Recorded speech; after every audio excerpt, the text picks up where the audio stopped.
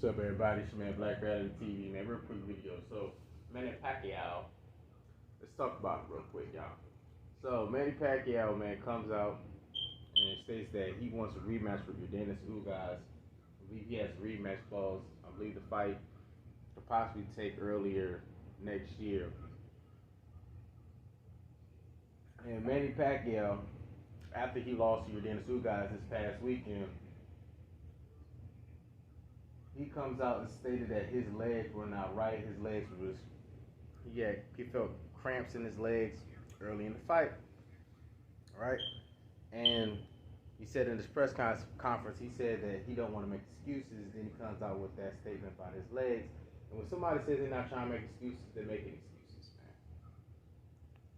man. Instead of sitting there saying that Yordenis Ugas was the better man that night, and a lot of people were making excuses because Manny Pacquiao did not have time to prepare for Yordenis Ugas. That's another one of the excuses. And you got to remember, Yordenis Ugas had just as much time to prepare for Manny Pacquiao as Manny Pacquiao had time to prepare for him, which was about 10 days because Errol Spence pulled out of the fight with a detached retina injury.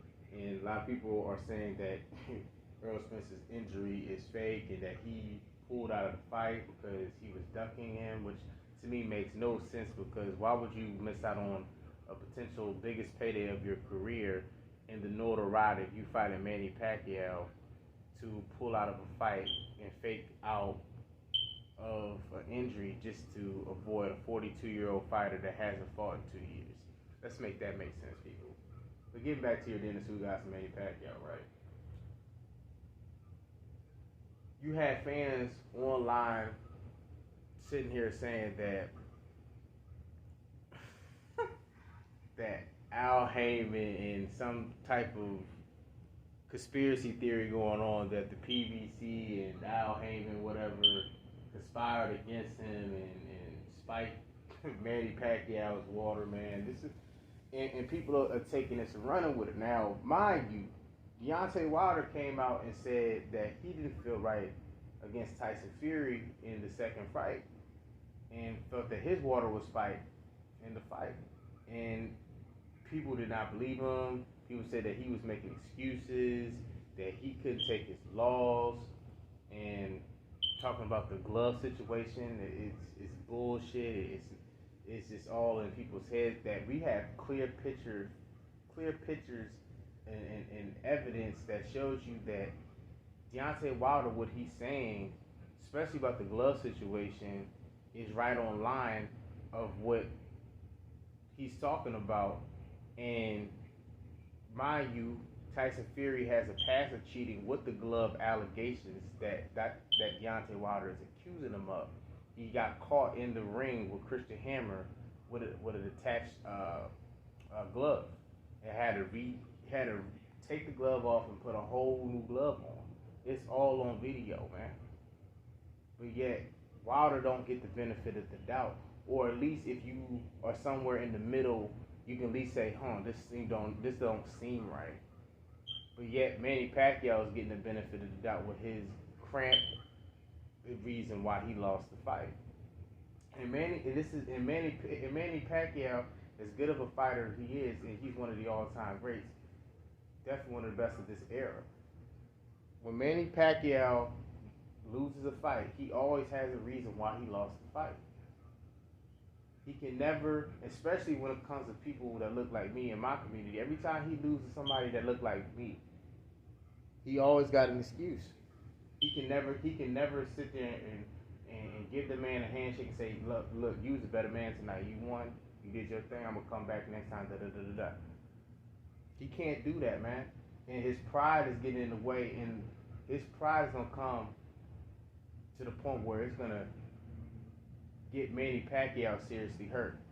There was a video that surfaced of his wife posting a video of him having to feed Manny Pacquiao like a 2-year-old baby, man, after Yordenis Ugas fight. You better listen to your wife, man, and shut that shit down, man, while you can. While you got all your faculties in straight. Because this is a game. This boxing is not a game. This is not a situation where I hear people sitting there saying, well, he can define father time. Listen, man, when you get a punch in your head and that's how you making a living, it can end badly for you.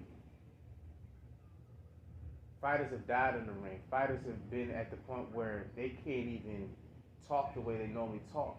Listen to some of these former fighters, former champions, former legends in the sports of boxing, and listen to them prior to they got into fighting and then now.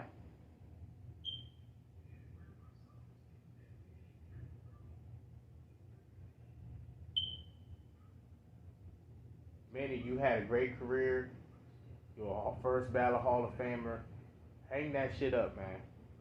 You about to be 43 years old, man. Let these young guys duke it out. Let these young guys stomp. You got nothing to prove, man.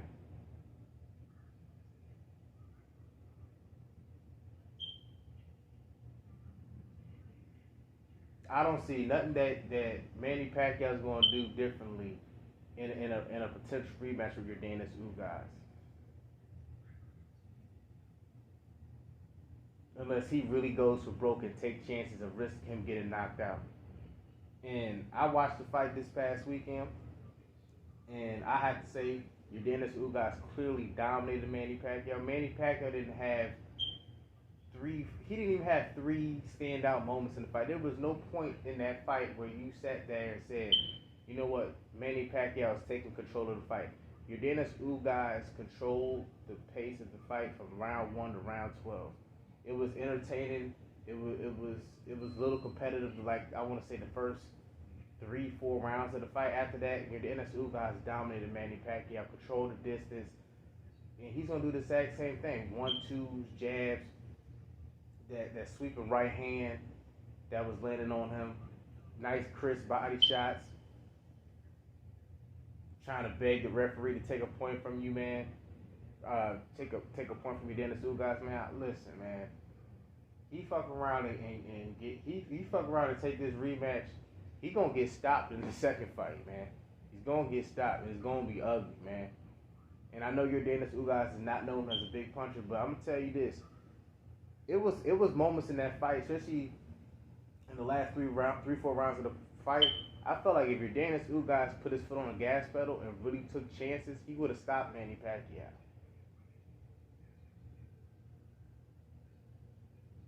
So I know he don't want to go out that way, and him getting thoroughly dominated by a replacement opponent. But you got to think about it. He's not a normal replacement opponent. Your Dennis Ugas is a top 5-6 welterweight in the welterweight division.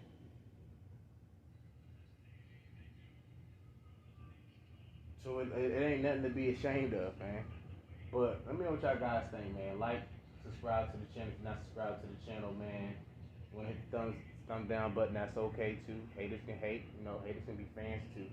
Shout out to the LDBC, Lions in the Box community. I'm out.